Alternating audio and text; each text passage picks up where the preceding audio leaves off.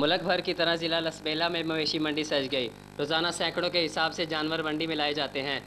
مویشی زمین پر ہیں مگر ان کی قیمتیں آسمان سے باتیں کر رہی ہیں۔ غریب عوام کے لیے جانور خریدنا مشکل ہو گیا ہے۔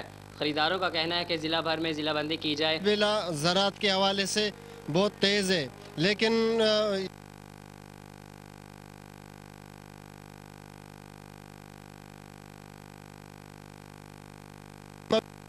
بکریاں ہو چاہے بیل ہو چاہے اونٹ ہو، اگر یہاں بیلا میں ہی فروخت ہو جائے تو یقیناً کہ یہ یہاں کے لوگوں کو ریلیف ملے گا۔ اور جو 25,000 کا بکرا ہم لوگ لے کے سال پالتے ہیں، اس کو لے کے آتے ہیں یہاں پہ، کوئی 15,000 میں مانگتا ہے، کوئی 16,000 میں مانگتا ہے۔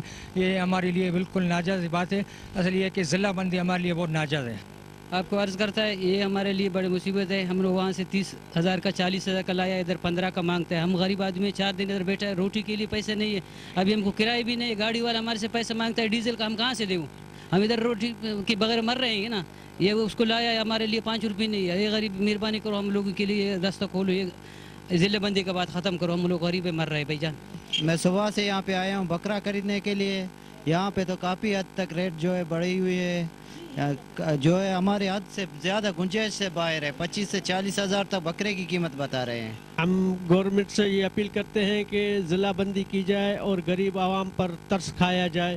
مال بہت مہنگا بک رہا ہے، اور حکومت بلوچستان اور حکومت سندھ سے یہ گزارش کی جاتی ہے کہ ضلع بندی کر کے عوام پر ترس کھایا جائے۔ خریداریوں کا کہنا ہے کہ ضلع بندی کی جائے۔ اگر ضلع بندی ہوتی ہے تو ہر غریب بندہ اپنی پسند کی قربانی خرید سکتا ہے۔ کیمرہ مین شاہد ہاشم کے ساتھ خالد رضا، پاک نیوز۔